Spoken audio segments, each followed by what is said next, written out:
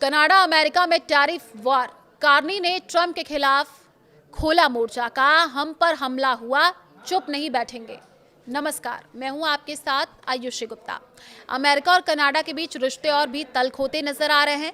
दोनों देशों के बीच लंबे समय से चल रहा व्यापार विवाद अब और गंभीर हो गया है। व्यापार समझौते को लेकर के दोनों देशों के बीच हुई अंतिम दौर की बातचीत बेनतीजा खत्म हो गई है।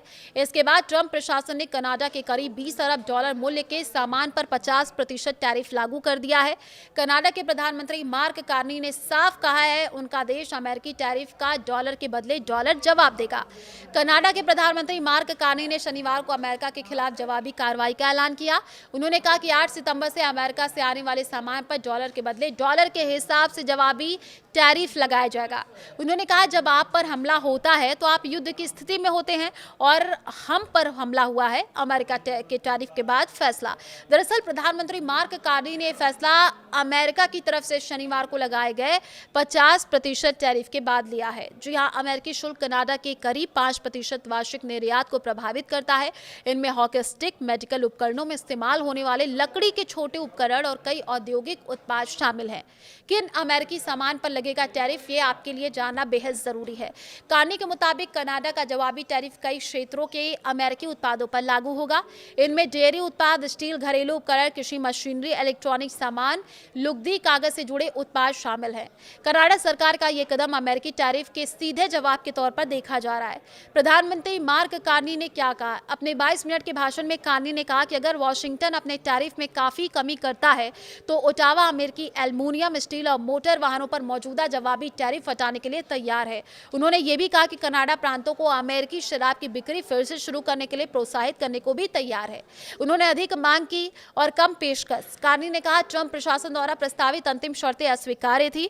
उन्होंने बहुत अधिक मांग की और बहुत कम पेशकश की। हम उनकी पेशकश स्वीकार नहीं कर सकते, हम उनकी मांग पूरी नहीं करेंगे। हम कनाडा की संप्रभुता से समझौता करने या अपने प्रमुख उद्योगों को कमजोर करने के लिए तैयार नहीं हैं। कार्नी ने कहा कि व्यापार युद्ध ने कनाडा और उसके दक्षिणी पड़ोसी के संबंधों में एक मौलिक बदलाव ला दिया। उन्होंने कहा हमने शुरू से यही स्वीकार किया है कि अमेरिका बदल गया है। हम ये भी मानते हैं कि कभी कभी उसके हस्ताक्षर पेंसिल से लिखे जाते हैं। उन्होंने कहा कि हम पुराने संबंधों की ओर वापस नहीं जा रहे।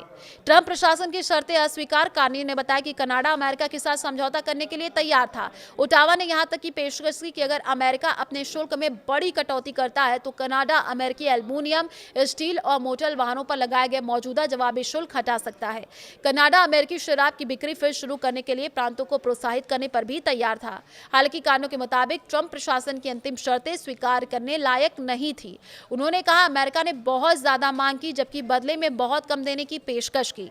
कनाडा अपने संप्रभुता प्रमुख उद्योगों से समझौता करने के लिए तैयार नहीं था। कार्नी ने कहा अमेरिका ने आखिरी समय में ऐसी कोशिश की जिनसे दूसरे देशों के साथ हमारे व्यापार समझौते करने की क्षमता सीमित हो जाए। आपने अभी सुना कि हमने पिछले साल क्या क्या हासिल किया।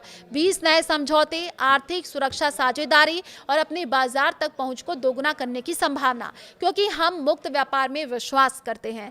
दुनिया भर के कई देशों के लिए हम एक पसंदीदा साझेदारी हैं। अमेरिका इसे सीमित करना चाहते थे। वे जो शर्तें रखना चाहते थे वे मंजूर करने लायक नहीं थी। 48 घंटे में बदले बातचीत के हालात। दोनों देशों के बीच बातचीत टूटना इसलिए भी महत्वपूर्ण है क्योंकि इससे सिर्फ 2 दिन पहले तक समझौते की उम्मीद बनी हुई थी। वॉशिंगटन में कनाडा के व्यापार मंत्री डोमिनिक लेब्लांक और अमेरिकी वार्ताकार जेमिसन ग्रियर के बीच 3 दिनों तक बातचीत चली थी। दोनों पक्षों के अधिकारी समझौते के करीब नजर आ रहे थे, लेकिन अंतिम चरण में अमेरिका की ओर से कुछ नई शर्तें सामने आई, जिसके बाद कनाडा ने बातचीत रोक दी, अपनी वार्ता टीम के ओटावा वापस बुला लिया। अब पुराने रिश्ते नहीं रहेंगे। कार्नी ने कहा कि व्यापार युद्ध ने अमेरिका और कनाडा के रिश्तों को मूल रूप से बदल दिया है। उन्होंने कहा कि कनाडा ने शुरुआत से ये समझ लिया था कि अमेरिका बदल चुका है। कार्नी ने स्पष्ट शब्दों में कहा हम पुराने रिश्तों की ओर वापस नहीं जा रहे हैं। इधर ओंटारियो के प्रीमियर डग फोर्ड ने भी कनाडा की जवाबी कार्रवाई का समर्थन किया। उन्होंने कहा टैरिफ के बदले टैरिफ, डॉलर के बदले डॉलर की जवाबी कार्रवाई के लिए उनका पूर्ण समर्थन है और हर चीज पर विचार करने की जरूरत है। अमेरिका ने कनाडा पर ही लगाया दोष। हालांकि अमेरिकी प्रशासन ने बातचीत टूटने के लिए कनाडा को जिम्मेदार ठहराया है।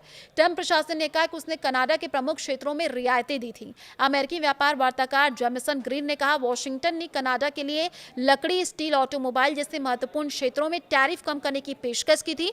उन्होंने दावा किया कि कनाडा को पहले से बेहतर समझौता सकता था, लेकिन वो ऐसा नहीं चाहते थे।